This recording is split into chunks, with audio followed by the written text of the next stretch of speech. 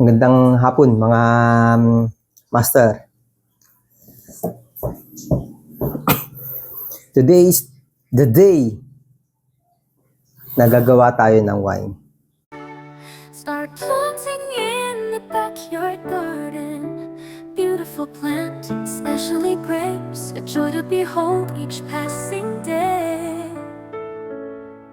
And trials and disease in the garden will never give up until victory is attained in the grains of grapes. Beautiful plants, especially grapes, a joy to look at each passing day. Success is tasted, every picking and bite of every grapefruit.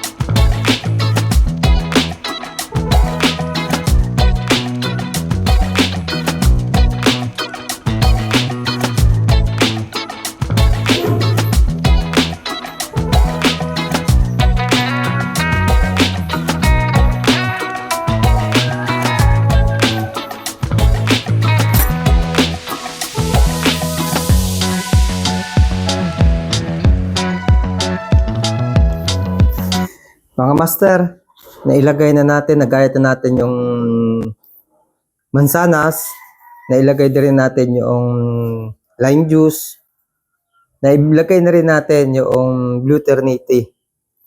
Ngayon, kailangan natin maglagay ng 1 kilong asukal.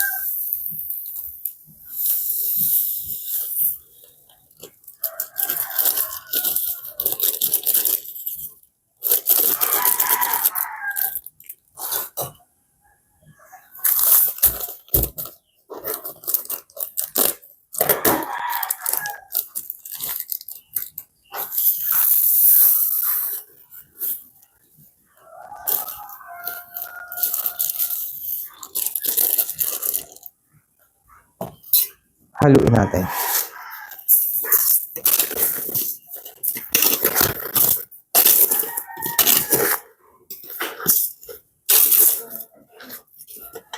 Tapos, lagyan natin ng tubig.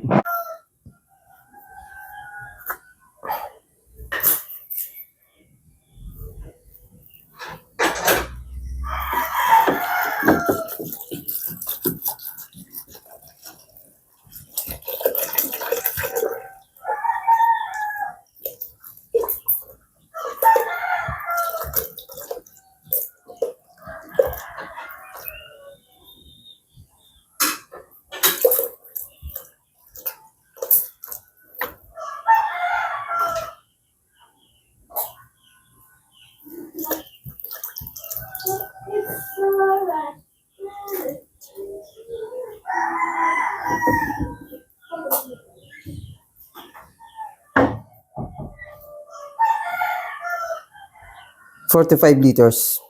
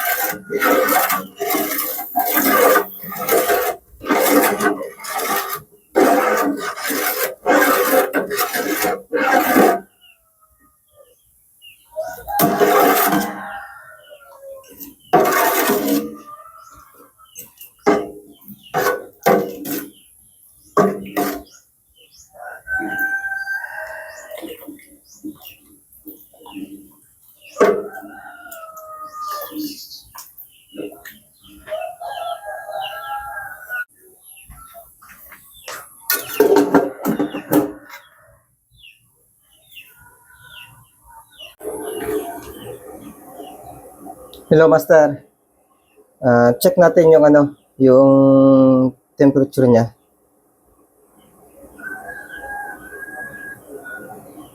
Ayan. Lumapas na siya sa 50. Mainit na. Tingnan natin, absorb na niya yung yung katas niya. Lalabas na yung katas. Pwede natin siyang patayin. Yan bumubula-bula na siya. Tapos, papalamigin natin, i-check natin ang temperature niya. Hindi na natin kailangan pakuluin ng sobrang kulo. Mahalaga, uminit. Hindi na naman kailangan lutong-luto itong mansanas. Para sa akin Para sa akin hindi kailangan lutong-luto. Tama na to. Ma-absorb na nito yung makukuha na natin yung lahat na katas ng mansanas mamaya. Tapos, papalamigin natin siya ng halos mas mataas na konti lang sa body temperature. Okay?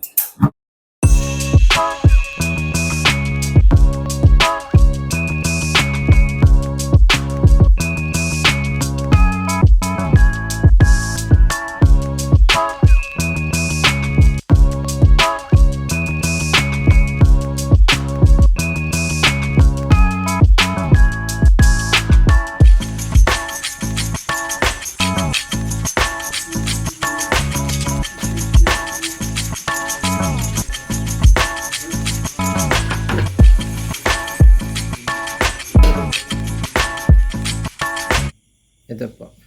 Nilagyan natin ng sample kung saan i-rating natin ng sugar. Yan. Hindi ko lang masyadong makita pag titignan ko na lang, bubuhatin ko na lang. Nakita ko lang sa inyo, mga kaibigan.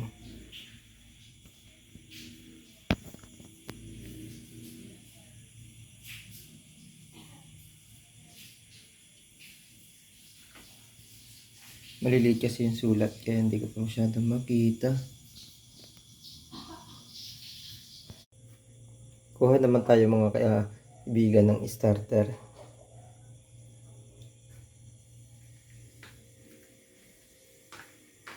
Natin dito.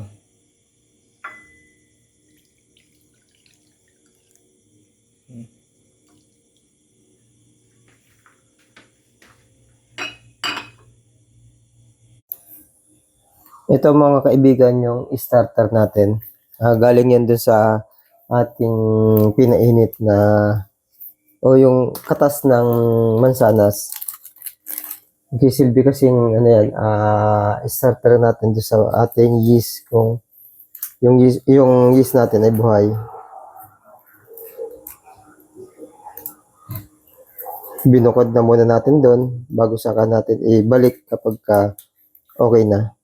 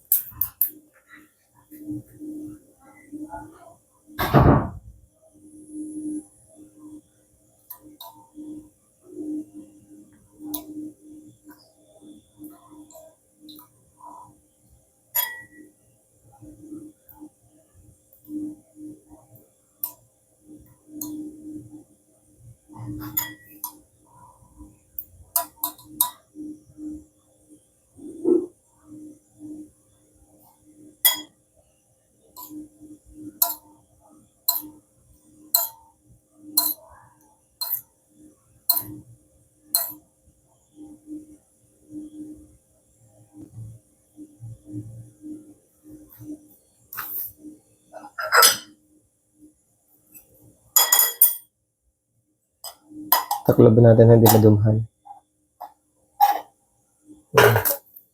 Ito yung brand ng yeast natin.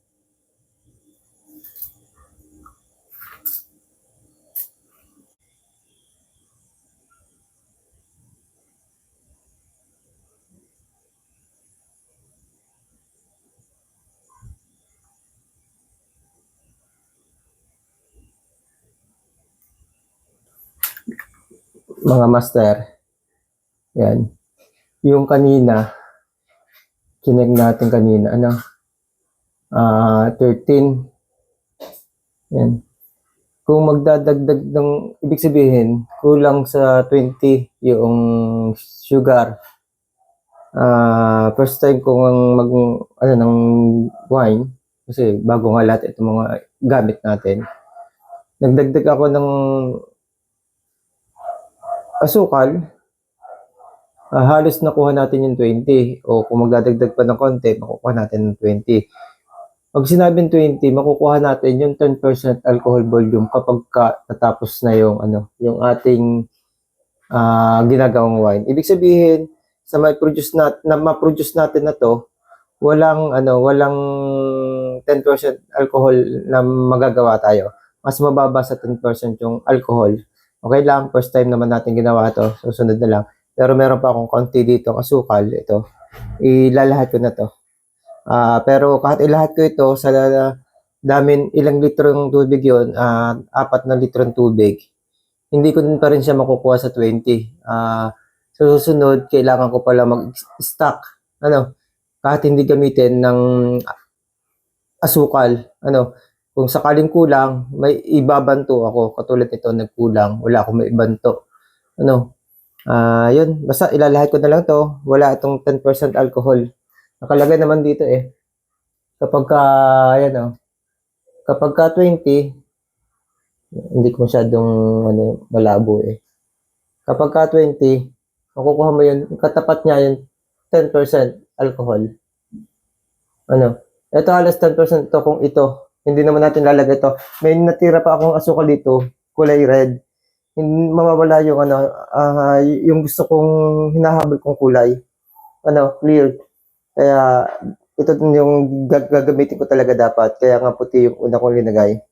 Ngayon, dahil hindi naman natin makukuha, sige, okay na yun. Mas mababang konting alcohol. Mga master, ito ilalagay na natin yung hatiin na natin, dalawa nito.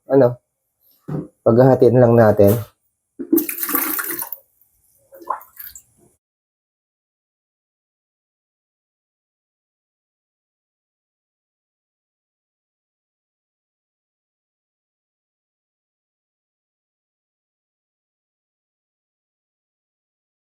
Ito mga master, buhay po yung ating yeast. Yan po, kita naman natin, bumubula siya, nagkaroon siya ng reaction. Ngayon po, isasalin po natin yan dito sa ating lagayan. Ito na po. Bakit may ganyang kulay? Medyo blue. Kasi dahil doon sa ating glutenate o gluternite. Kaya po white sugar yung ginamit natin para dyan sa kulay na yan. Okay po, sundan niyo po yung proseso. Nakasama ang kanyang trainer na si Irvin. Kapag nasa stage na raw ito, agad-agad pamakitang biyahin sa Bisaya ng lumipad from point A to point B.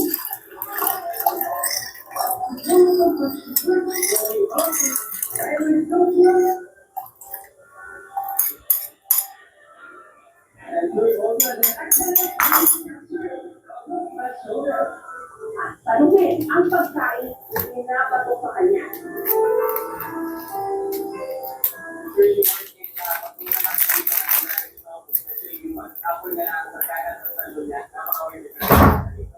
Kapag wala naman daw sa mood nito, hindi naman siya pinipili ni Irvin.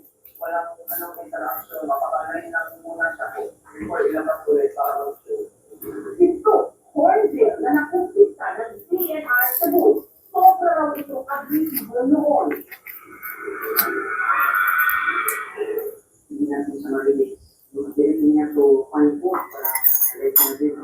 Taong 2022, ipinahiram o ipinalon nila ito for educational purposes. Half-balance for education and conservation and protection. Sabi na po ng pag-aaral, na pwede naman po ito sa wildlife. Hindi na natin kailangan mag-capture breeding. Hindi na natin kailangan mag-take ng wildlife within captive environment na tulad ng meron siyang wildlife patronage, usually coordinating, at it was found out na yung part is capable na ito. Yung behavior kasi niya is depende siya to human. Meaning, kung i-release natin siya, ito, harm, mortal, inject ng tulad ng virus. Bawat tipo kinakalakal, bawat ukat-taktak na ibinibilang ko. Sugat sa ating kalikasan dahil kapag nawala ang mga tagapagdala ng binghi, katulad ng ginagawa ng mga ibon, titigil ang paghinga ng ugat at kapag umainit na ang mga puno sa itaas, kapag tuloy na para marinig din natin ang sigaw ng kalikasan.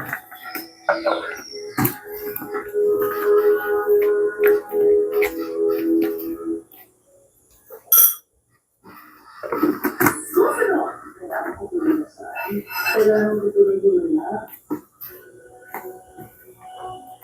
Sige, matapos ibahagi sa abotohan ako, meron siyang stage 4 cancer. Bumagsak ang tulong at makalipas lang ng isang buwan, ang kanyang bukol, kumisit. Kumustahin natin siya. Thank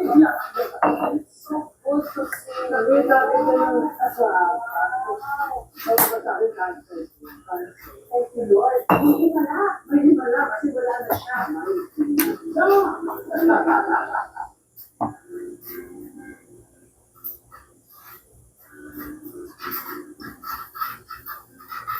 Sinaanan ng bagyo ang bahay na ito.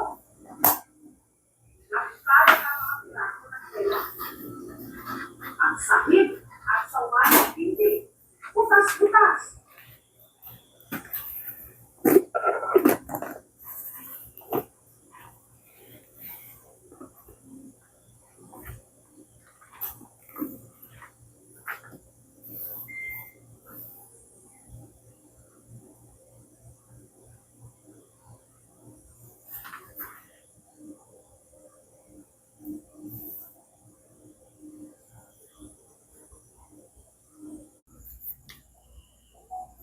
Mga kaibigan, ito dito muna natin nilagay sa katabi nung suka at saka wine na ginagawa natin.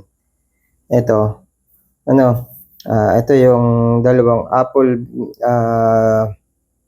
wine, na ginagawa natin, at yun yung suka. Yan. Update ko lang kayo sa ating wine na ginagawa. Patuloy pa rin siya nag-ferment. Bumubula pa rin siya hanggang ngayon. Kaya waiting tayo hanggang sa matapos ang fermentation niya. Kapag natapos ang fermentation niya, pwede na natin siyang i-bottle. At yung bottle, pag nasa bottle na, i-reserve na lang natin. Gagamitin natin niya siguro December bago natin inumin ang wine na nagawa natin. Ayan mga kaibigan. Okay? Yun. Bumula na itong isa. Itong isa ay medyo mabagal na yung fermentation niya. Hindi katulad ng umpisa, ng una, na mabilis. Siyempre, habang tumatagal, yun, bumula na rin. Mas tumatagal yung pagbula at bumula na ulit. Mas malakas itong isa. Pero meron, yun, bumula na rin. Ganun lang. Okay, mga update ko na lang kayo bukas para dito sa second fermentation natin ito. Magkaiba yung process natin dito tsaka sa isang wine. Ganun talaga, magkakaiba talaga yung process ng bawat gumagawa ng wine. Kaya sinusubukan din natin yung iba't ibang process na ginagawa ng iba't ibang tao na gumagawa ng wine. Hello mga master. Sa wakas, eto na. Eto na yung wine natin, yung apple wine. 17 days na fermentation. Pero ipaprocess pa rin natin to. December natin to pang Christmas wine to. Ito yung ating Christmas wine. Titikman ko na kanina. Ang tapang. Ang tapang ng alcohol niya. Pero yun nga, hindi ko siya tinest dun sa ano kasi sayang eh. Ang dami kasi nung mababawas kung dun sa thermometer na alcohol.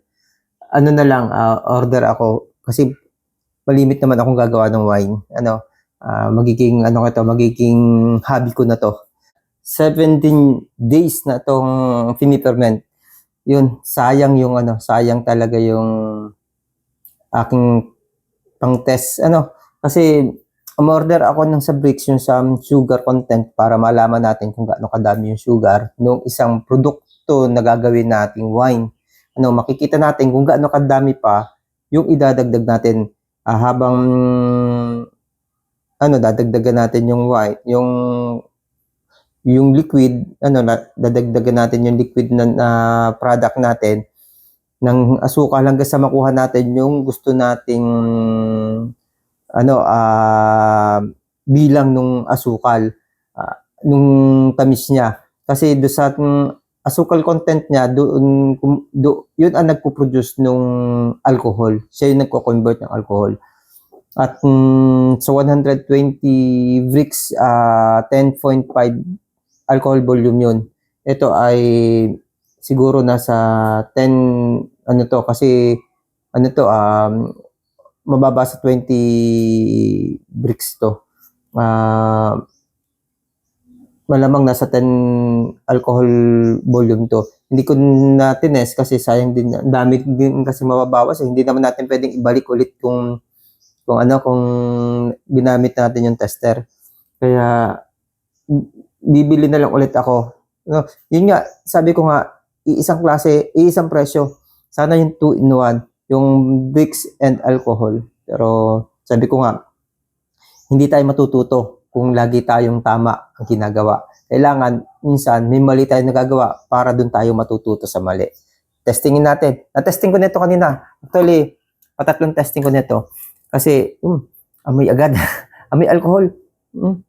Kaunti na lang kasi malalasing ako kanina pa. Nakatatlong na to. Hindi na kasi ako sanay uminom. Kita ba? Hindi kita. Hindi kita. Maputi kasi pag dito. Yan. Masakit sa ulo. Sakit sa ulo.